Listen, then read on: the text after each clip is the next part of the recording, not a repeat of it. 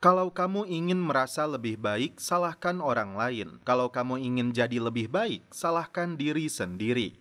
Kembali lagi bersama saya Stephen. Seperti biasa jangan lupa siapkan apa? Ya tentunya kopi dan utbray untuk menemani kalian dalam menonton alur cerita film ini. Selamat menyaksikan dan celepot!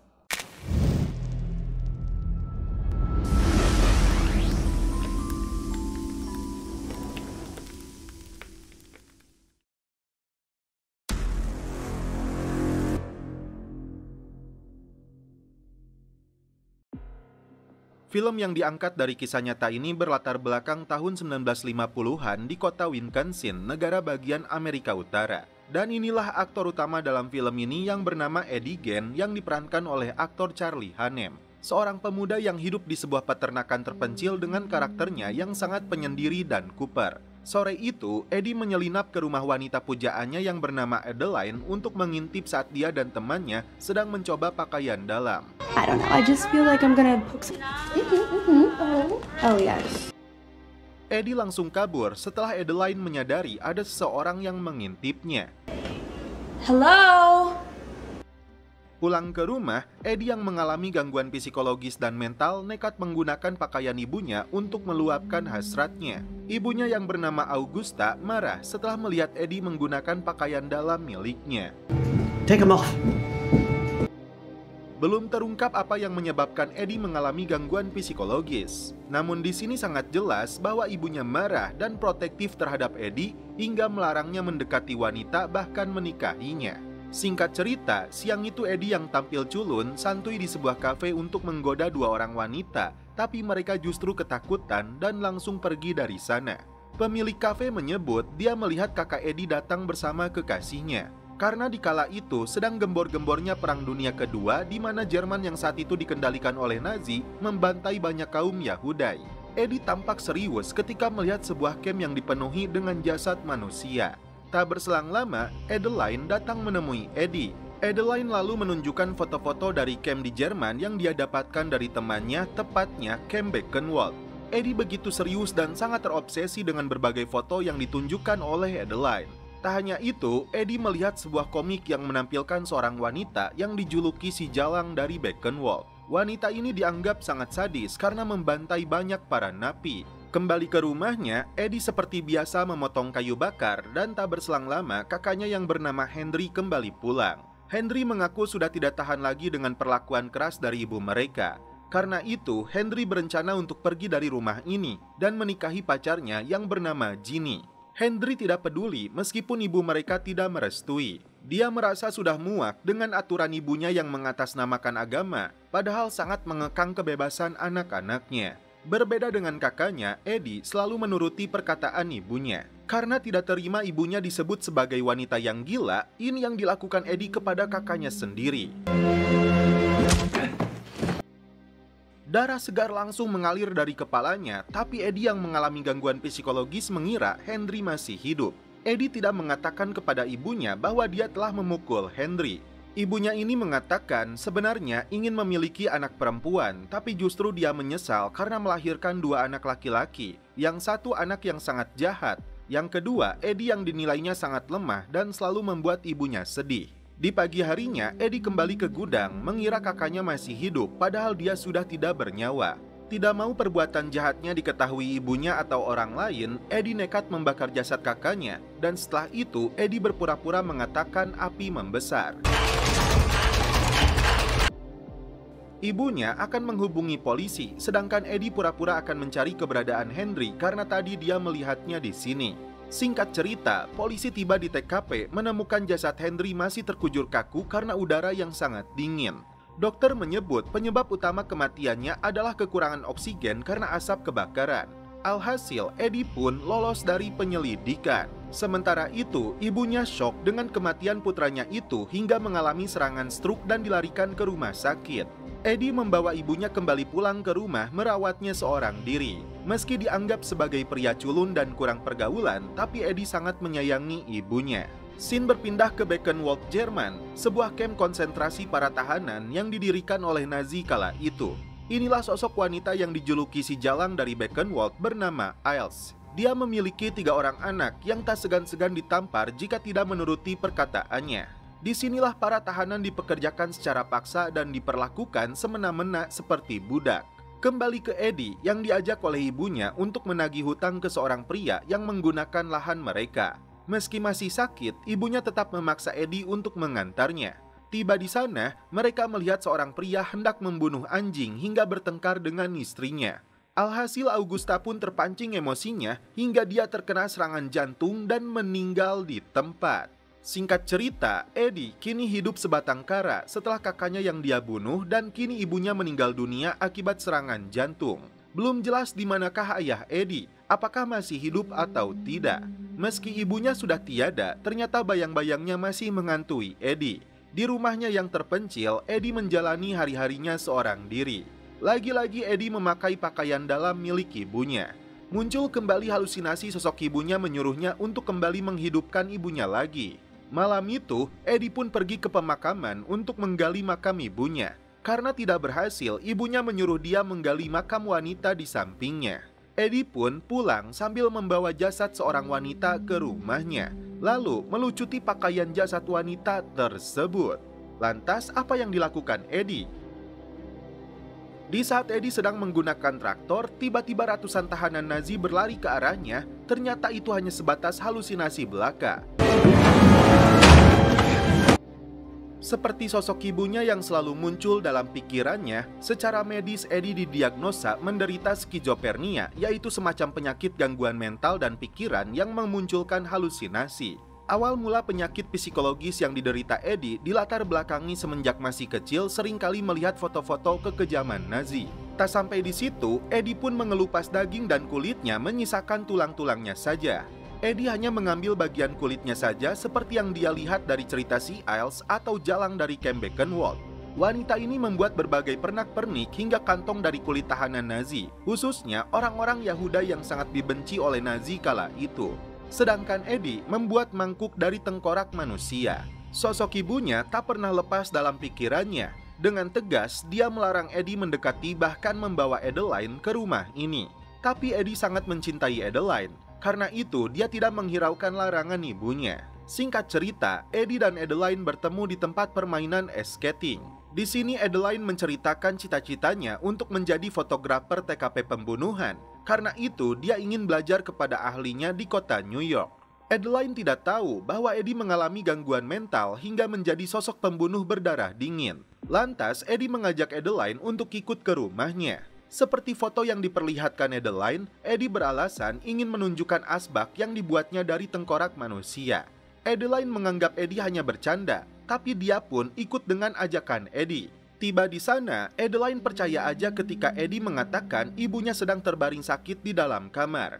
Karena rumahnya gelap, Adeline tidak bisa melihat dengan jelas, padahal rumah Eddie dipenuhi dengan tengkorak dan tulang belulang jasad yang digalinya dari kuburan. Adeline baru menyadari ada sesuatu yang aneh ketika diajak Eddie untuk bertemu dengan ibunya di lantai atas. Keduanya memanggil Augusta yang dikira sedang tertidur, padahal yang dilihat Adeline hanyalah jasad yang sedang duduk di atas kursi goyang.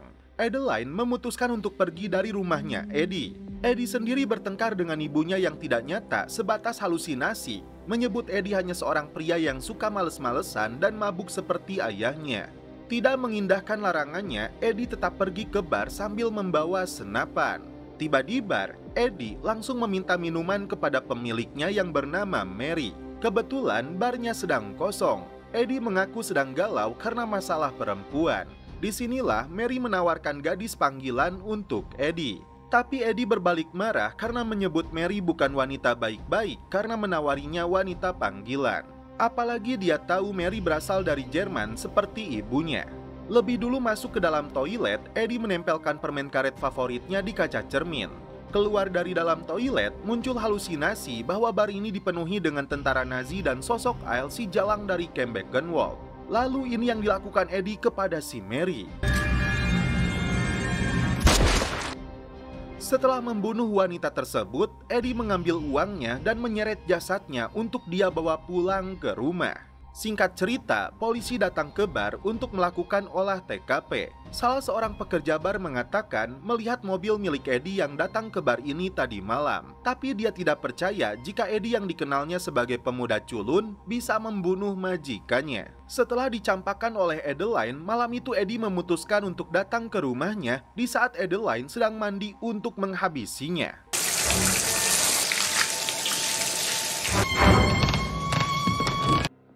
Maaf guys, karena adegannya terlalu brutal, jadi kita tidak tampilkan ya. Diceritakan kisah masa lalu di saat orang tua Eddie bertengkar karena ibunya melihat suaminya ini hanya bisa mabuk-mabukan dan tidak menafkahi keluarga. Karena berani memukulnya, Augusta pun mengusir suaminya. I'm sorry. And that'll be the last thing you ever do. Dan kini, Eddie yang sedang berpenampilan seperti ibunya dikejutkan dengan kedatangan sheriff. Just a moment.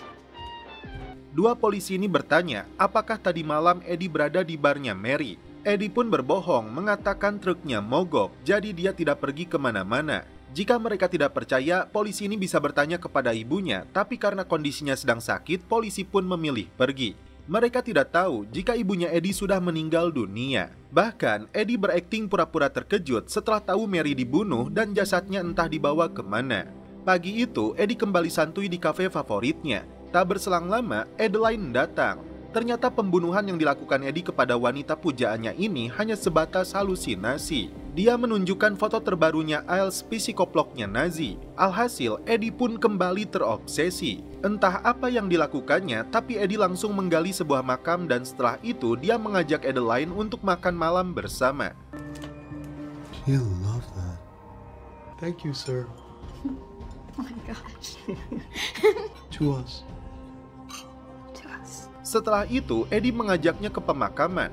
Rupanya, Eddie ingin melamar Adeline untuk menjadi istrinya menggunakan cincin yang sebenarnya dia ambil dari jasad wanita di dalam kuburan. Adeline pun menerima pinangannya Eddie, dan setelah itu mereka pun celepot. Singkat cerita, Adeline mengajak Eddie untuk menjadi pengasuh anak sebelum mereka benar-benar menikah dan memiliki anak. Karena itulah, mereka datang ke seorang wanita yang memiliki 2 anak karena kebetulan pengasuhnya kecelakaan. Tanpa sepengetahuan ibu mereka, Eddie mengajak 2 bocah tersebut ke rumahnya untuk melihat sulap yang dia tunjukkan. Tapi 2 anak tersebut malah ketakutan karena Eddie menunjukkan sulap yang mengerikan. Dari mulai menggunakan mangkuk yang terbuat dari tengkorak manusia, hingga dia menggunakan topeng yang terbuat dari kulit wajah asli.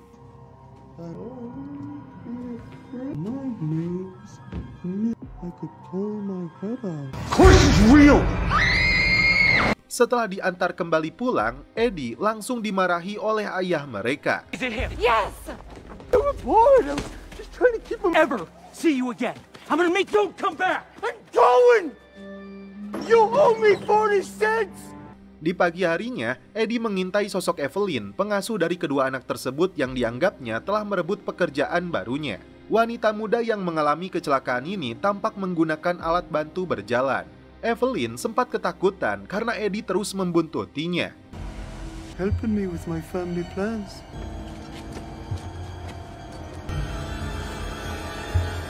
Di malam harinya, Evelyn kembali bekerja untuk menemani 2 bocah tersebut di rumah mereka. Tiba-tiba, Eddie muncul di luar halaman rumah tersebut. Karena kedua orang tua bocah itu sedang pergi, Evelyn mengunci pintu lalu menemani anak-anak yang sudah lebih dulu tertidur. Saat dia turun ke ruang bawah tanah, tiba-tiba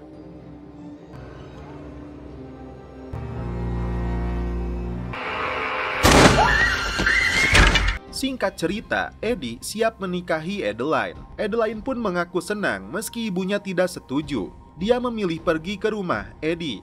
Adeline berusaha bersikap layaknya seorang istri yang membereskan rumah Eddie yang berantakan. Tapi sampai detik ini, Adeline belum melihat sosok ibu si Eddie yang sebenarnya. Eddie mengatakan akan berburu kelinci untuk hidangan makan malam. Setelah mendengar suara dari atas, Adeline memutuskan untuk naik ke kamar Augusta. Disinilah Adeline terkejut. Mrs. Gein? Mrs. Gein? Eddie kini menyekap Evelyn di gudangnya. Dia marah karena membutuhkan pekerjaan sebagai pengasuh anak untuk biaya pernikahannya. Evelyn dibuat ketakutan saat melihat jasad ibunya Eddie yang hanya tersisa tulang belulang.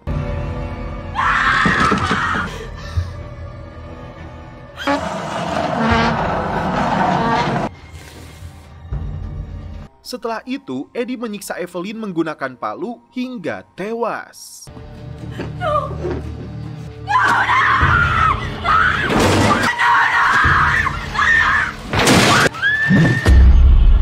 Eddie lalu membungkus tubuh si Evelyn dengan kain kafan.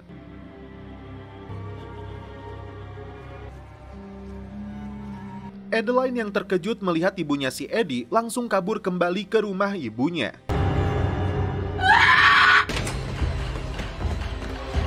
Adeline!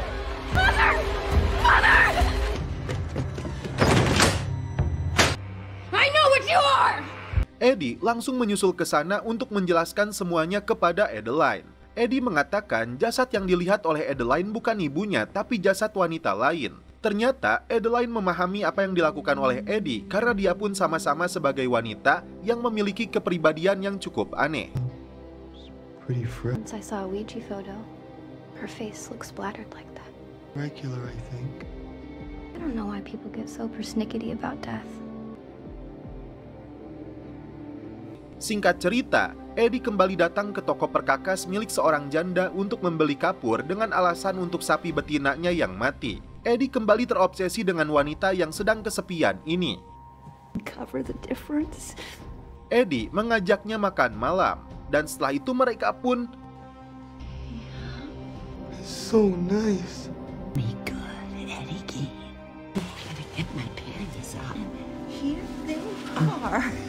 si janda rupanya tidak rela jika Eddie memilih wanita lain. Dia menyuruhnya tinggal di rumahnya, tidak perlu lagi memikirkan masalah uang. They might be in love with somebody. I think I was, and then You're moving in, Eddie Gein. You're mine. Pulang ke rumah, Eddie langsung mendapatkan omelan dari ibunya karena Eddie telah berzinah dengan seorang janda yang sudah sering berhubungan dengan banyak lelaki yang bisa membuatnya terkena penyakit kelamin. Eddie disebutnya telah berbuat dosa dan Tuhan tidak akan pernah memaafkannya. Put a demon in that old dusty womb. Backs with your syphilitic bride. I'm not sure the Lord will. Di pagi harinya, Eddie kembali menemui si janda yang langsung menutup tokonya. Eddie menuduhnya telah menularkan penyakit, tapi dia tidak terima.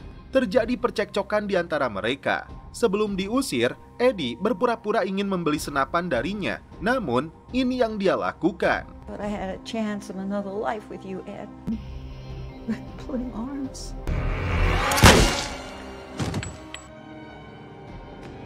Eddie membawa jasadnya si janda ke gudang untuk dimutilasi.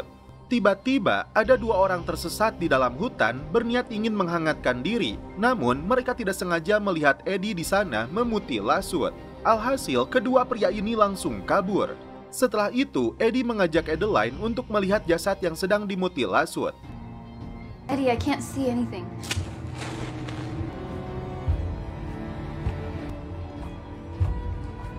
Did she struggle? Ketika dua pria yang tersesat itu melihat Eddie, akhirnya Eddie langsung mengejar dan membunuh mereka layaknya seorang psikoplok berdarah dingin.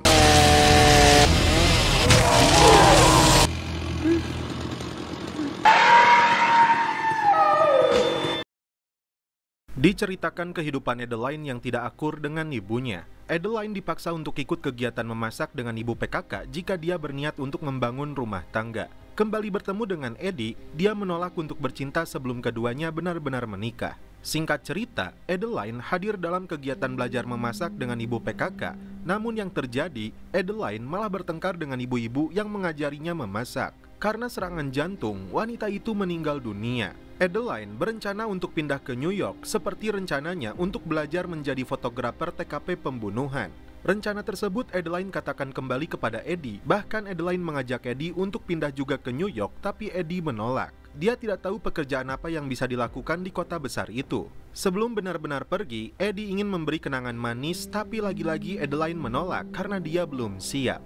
Menurut Adeline, keinginan itu seharusnya datang dari dirinya, bukan dari Eddie, karena dia tidak mau dipaksa.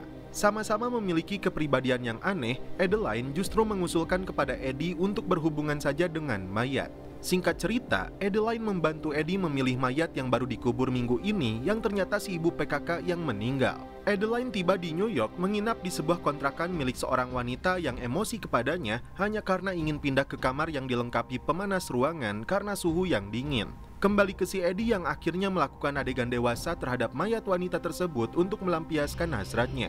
Sebuah totalitas akting yang diperankan oleh aktor sekelas Charlie Hunnam dari yang biasanya berperan sebagai seorang gangster dan anggota pasukan khusus. Kembali ke Adeline yang bertemu dengan WG, fotografer senior pujaannya. Sebagai penggemar beratnya, Adeline mengaku sangat tertarik untuk berprofesi sebagai fotografer pembunuhan karena dia tidak takut dengan kematian, bahkan darah atau otak yang pecah. Karena itu dia berharap WG mau menerimanya sebagai asisten. Sebagai bentuk keseriusannya, Adeline menunjukkan foto-foto yang dia sengaja buat dari para jasad yang ada di rumahnya Eddie. Namun ternyata WG menyebut itu palsu. Dia juga menghina Adeline karena berasal dari kota pedesaan Wisconsin. Alhasil, Adeline pun gagal menjadi asistennya WG. Kembali ke rumah kontrakannya, Adeline tersulut emosi dengan ocehan si ibu kos, karena itu Adeline nekat membunuhnya. Eddie kembali membaca buku tentang sejarahnya si Iles yang dimana dia ditangkap oleh militer setelah terbukti membunuh para tahanan hingga menguliti jasad mereka. Psikoplok itu akhirnya dijebloskan ke dalam penjara. Gagal mengejar cita-citanya, Adeline pun kembali ke rumah ibunya. Tapi lagi-lagi, Adeline justru mendapat hinaan dan ejekan hingga dia memutuskan pergi ke rumah Eddie. Kali ini Adeline bersedia untuk bercinta dengan Eddie, namun Eddie menyebutnya dia terlalu hangat. Karena itu, Adeline harus dimandikan dulu dengan air es. Kini diperlihatkan sosok si janda Bernice yang memiliki anak bernama Frank. Dia seorang deputi sheriff yang mengusut kasus kematian pemilik bar yang diduga dilakukan Eddie. Suatu hari, Frank dan sheriff datang ke toko ibunya Frank, namun ternyata Frank tidak menemukan keberadaan ibunya itu, malah menemukan jejak-jejak pembunuhan terhadapnya. Frank pun terkejut, karena itu dia meminta bantuan sheriff untuk menelusuri jejak ibunya. Di dalam ruangannya ini, Frank menemukan kado yang diperuntukkan untuk Eddie. Singkat cerita, kedua polisi tersebut datang ke rumahnya Eddie. Karena Eddie tidak ada di sana, mereka pun masuk.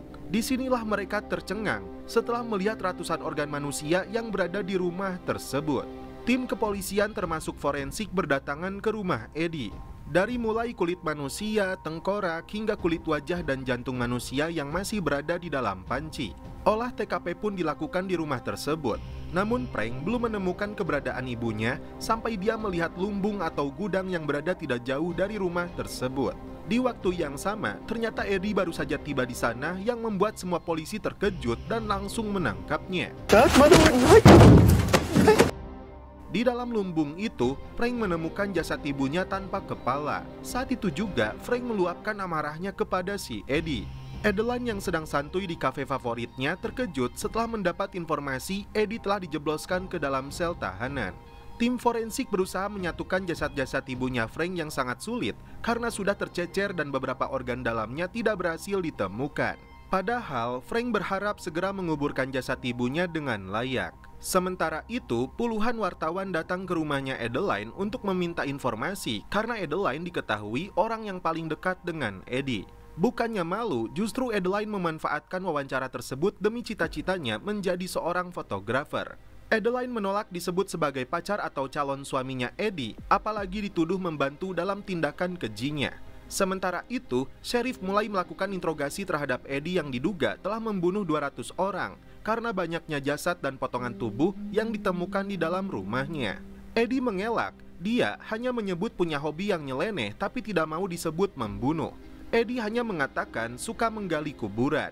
Selain mengelak, dia menyebut sheriff bisa melakukan uji coba atau pengecekan dari senapannya yang belum pernah ditembakkan. Ditanya apakah dia membunuh Bernice atau ibu dari deputinya, Eddie mengaku tidak ingat. Saat ditanya apa dia memakan organ dalam mereka, Eddie mengatakan tidak. Padahal jelas, polisi menemukan jantung manusia ada di dalam panci. Bahkan dia membagikan potongan organ manusia tersebut ke tetangganya dengan menyebut itu bagian dari organ dalam rusa.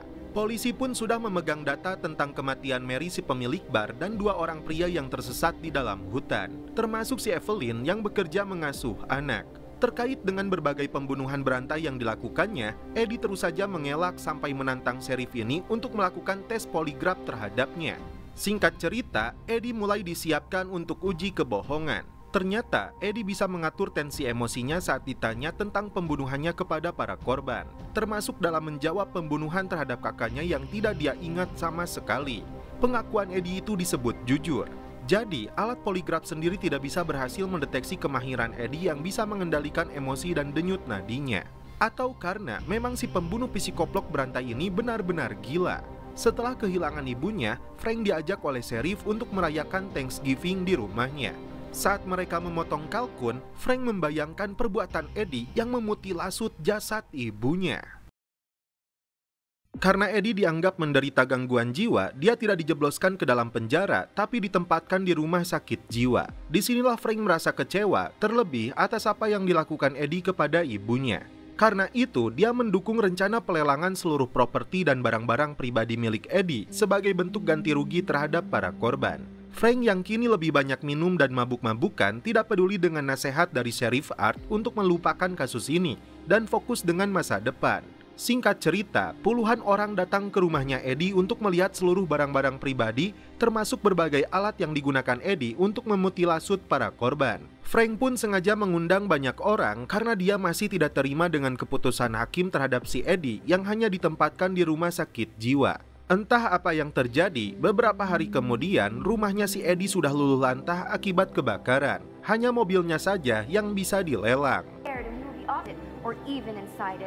Bodies to be transported in it. And bidding begins at $10. Do I have 50? 50 right here. How about 75? Inilah Eddie sekarang yang menghabiskan waktunya di rumah sakit jiwa. Tapi bukannya sembuh atau bertobat, justru Eddie berharap bisa meneruskan hobinya yang mengotak-ngatik jasad manusia. Dia mendapat $300 dari sisa hasil pelelangan barang-barang pribadinya. Dengan bantuan si suster, Eddie meminta dibelikan 3 buah radio amatir. It's just this good thing. Ham radio. I want 3 ham radios with my money back. Well, there you go. You're a fucking lunatic, kid. Ternyata, salah satu radio tersebut dikirimkan kepada Iles yang mendekam di dalam penjara. Dalam surat tersebut, Eddie mengatakan dia adalah penggemar beratnya yang ingin berkomunikasi secara langsung dengannya. Eddie yang nyeleneh menggunakan kacamata empuk sesuai dengan watak dan karakternya karena didikan yang salah dan keras dari ibunya yang sebelumnya berharap memiliki anak perempuan. Rupanya, Iles sendiri sudah mengetahui tentang sepak terjang Eddie karena beritanya viral. Faktanya, Eddie mengagumi Iles karena mereka memiliki hobi yang sama. Iles beralasan apa yang dilakukannya itu hanya kepada para kaum Yahudai, karena merekalah yang disebut monster sesungguhnya. Karena kedua-duanya sama-sama gila, mereka tidak mau dituduh sebagai pembunuh ataupun psikoplok berdarah dingin. They say I killed this babysitter. Imagined you to be Mr. Guy. That's just it. I really couldn't tell you. Lies. Everything they accuse me of. Trapped in a cage. Iles yang merasa terperangkap dalam penjara tersebut dihantui sosok yang menakutkan hingga psikologis dan mentalnya makin ngedon. Iles pun memutuskan untuk bunuh diri.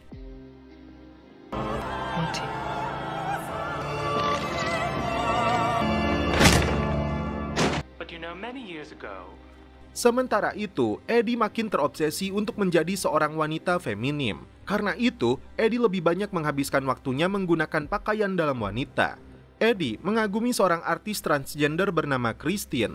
Ternyata radio ketiga yang dibeli oleh Eddie dikirim kepada Christine.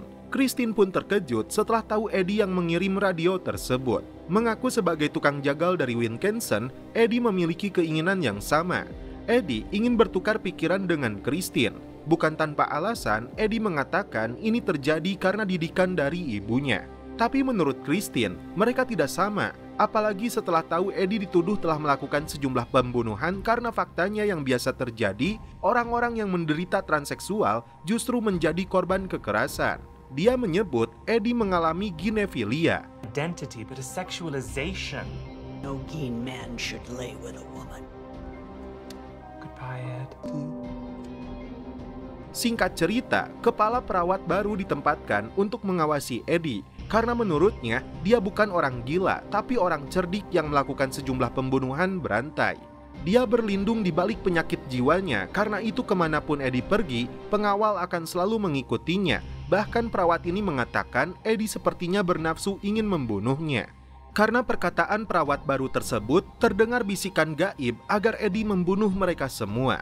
Suatu malam, Eddie bersembunyi di dalam toilet, lalu ketika si perawat itu masuk ke dalam toilet, Eddie pun membunuhnya menggunakan gergaji mesin.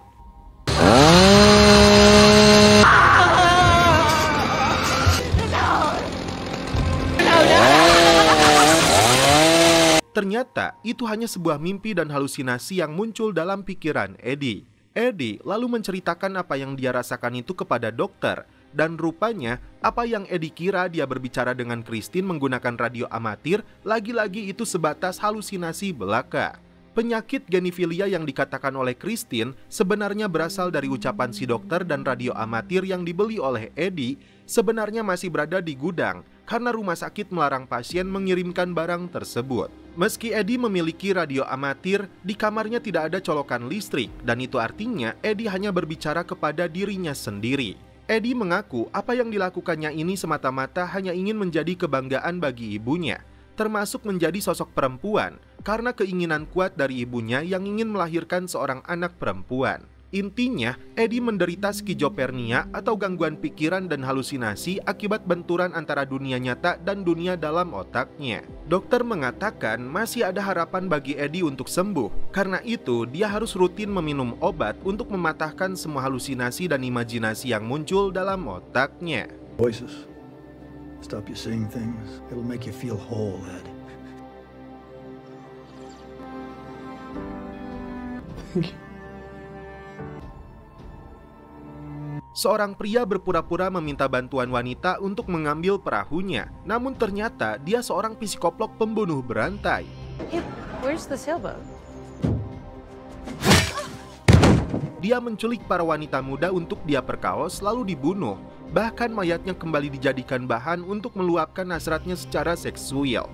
Peristiwa ini terjadi di tahun 70-an. Hi, girls. Singkat cerita, dua agen FBI datang ke penjara untuk menemui seorang napi bernama Jerry Brudos yang diketahui sebagai pembunuh berantai sekaligus pria yang memiliki masalah psikologis dan mental seperti halnya Eddie. Mereka meminta masukan dari Jerry untuk memburu psikoplok pembunuh berantai itu. Dia juga mengkoleksi organ tubuh dari para korban. Di sini, Jerry mengaku penggemar beratnya Eddie. Karena keterangan dari si Jerry dianggap kurang, maka tim FBI memutuskan untuk langsung meminta masukan dari Eddie. Singkat cerita, tim datang ke rumah sakit jiwa di mana Eddie sendiri kini sudah berusia sekitar 70 tahun. Jadi, selama 20 tahun terakhir, Eddie menghabiskan waktunya di rumah sakit jiwa ini. Eddie rupanya sangat terkenal dan dikagumi banyak pembunuh berantai lainnya. Eddie lalu meminta foto para korban, karena motif yang dilakukan oleh tersangka sama persis yang dilakukan Eddie dulu. Disinilah Eddie membeberkan apa yang dia lakukan, jadi ketika akan memotong kepala korbannya, menurutnya cara terbaik dan presisi adalah menggunakan gergaji mesin, tapi dengan mata gergajinya yang sangat halus agar tidak berantakan. Karena mata gergajinya itu sangat khusus, jadi menurutnya tim harus menyelidiki sumber tersangka bisa mendapatkan alat tersebut. Scene berpindah ke sebuah penjara di mana diperlihatkan sosok transgender yang diberi nama Birdman atau burung laki-laki yang biasa melayani para napi.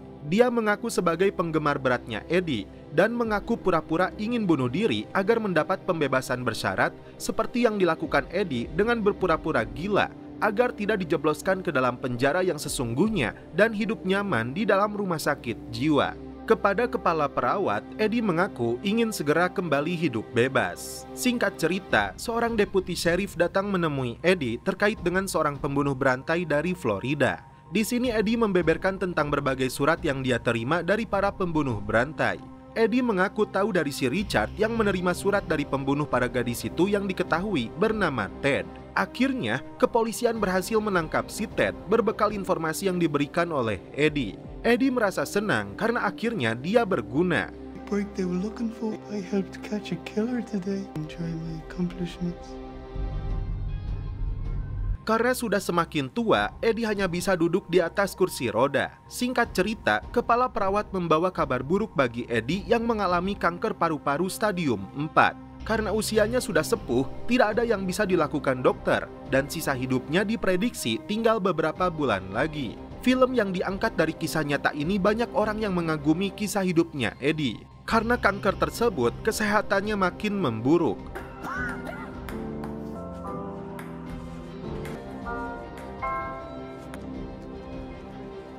Hingga suatu hari, Adeline datang ke rumah sakit untuk menemuinya. Adeline mengaku selama ini mengalami depresi berat yang mengharuskannya mengonsumsi banyak obat-obatan. Padahal selama ini, Eddie masih mencintai dan merindukannya. You and me have always been the same, Eddie Keane. I sure do love you. Akhirnya, Eddie pun memimpikan orang-orang terdekat hingga menghembuskan nafas terakhir. You really made a name for us Geens. Go to your rest now, darling boy.